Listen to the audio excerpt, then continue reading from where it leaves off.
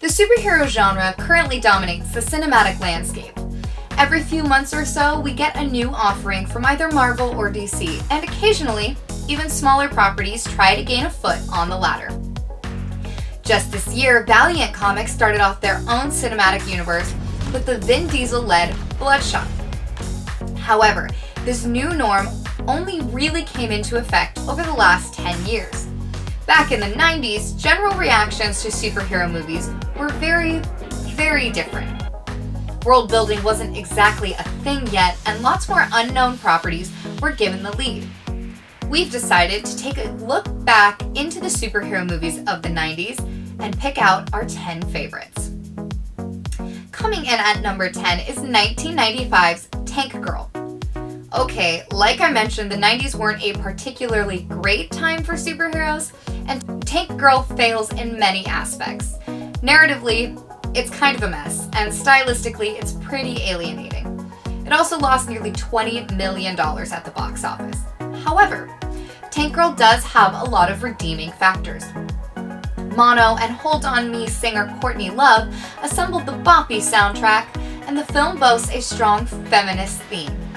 It also stars a very early Naomi Watts and Ice-T as Kangaroo Man. And if that's not enough for you to get you to check it out, I don't know what is. Number 9, 1994's The Shadow. Alec Baldwin plays the titular mind-controlling superhero in this adaptation written by David Koepp. Koepp also wrote the screenplay for Sam Raimi's Spider-Man, so he's no stranger to the genre. Although it was another commercial failure, The Shadow earned respect for its special effects, action, and style. Ian McKellen and Tim Curry provide some great support as well. Number 8, we have 1995's Crying Freeman. Crying Freeman was only technically released in the United States in 2018. Until it debuted on Amazon Prime, the only way Americans could see this film was to watch imported copies and tapes. John Wick villain Mark Damasco stars as Crying Freeman, an assassin most notable for the fact that he cries every time he kills someone. However, this is because he's being controlled by a sinister cult, and eventually his real emotions begin to overpower his programming. In our number 7 spot, we have Guyver, Dark Hero, released in 1994. It seems the best superhero films of the 90s never ended up in American theaters. The sequel to The Guyver went straight to video, but ends up outdoing the original in various ways. What the sequel does best is respect the source material more. Following the original manga, the film adopts a darker and much more serious tone than its previous film. And because of this tone shift, it allows for better action and fight scenes. The gore and brutality only reflect the film's purpose even more. And it's just a shame Mark Hamill didn't see this one through. Number 6, The Rocketeer, released in 1991. Now, before Captain America the First Avenger, director Joe Johnston took on a different kind of superhero. The film is set in the 1930s and follows a stunt pilot, Cliff Secord, who finds a rocket-powered jetpack. However, world-famous pilot Howard Hughes and the FBI are looking for the jetpack and set off after Cliff once he begins saving people whilst wearing the equipment. The Nazis get involved too, so don't worry, there's no lack of action. Billy Campbell leads the pack here, but Terry O'Quinn and Timothy Dalton are also typically great. The visual effects sequences too are of its time, but remain stunning even compared to the now digital world. Coming in at number 5, we have The Phantom, released in 1996. Billy Zane rocks the purple spandex in this tongue-in-cheek superhero flick, poking fun at the genre before it was cool. The Phantom remains hilariously self-aware and completely unapologetic. You're either on board with the jokes, or you're not. This plot follows the Phantom as he tries to defeat an evil genius, obtaining ultimate power by collecting 3 magical skulls. And hey, if it's good enough for Catherine Zeta-Jones, it's good enough for me.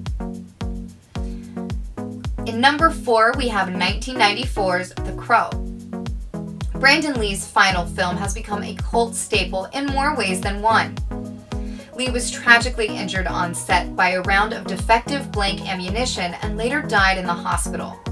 With 8 days still left on the shoot, the film was finished by using a stunt double and special effects.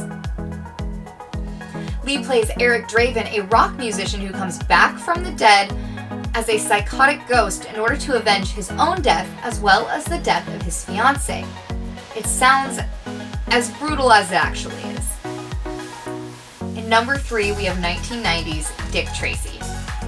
Warren Beatty directs and stars in this action-packed crime thriller. And although Dick Tracy isn't technically a superhero, the film was adapted from the comic strip of the same name, as is the case with most superhero adaptations.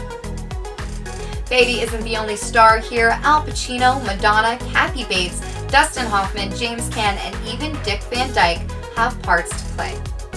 This film follows Dick Tracy as he is forced to handle skewed romantic interests while simultaneously trying to take down Big Boy Caprice's mob organization.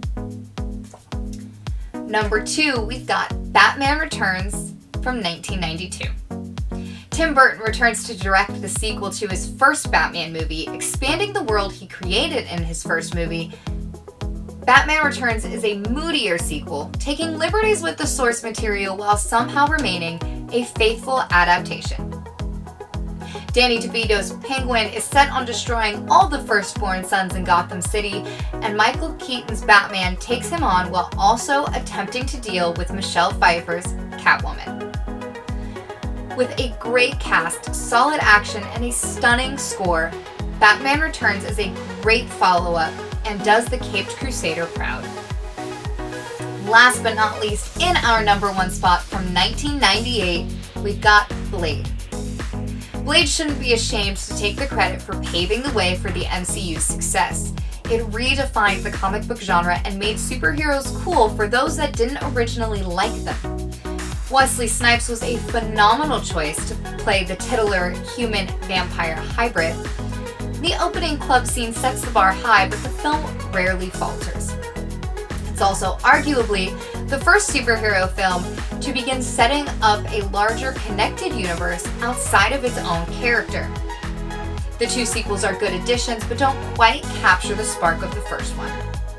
But the Blade trilogy as a whole set the way for superheroes to take over cinema and finally show their worth to the world.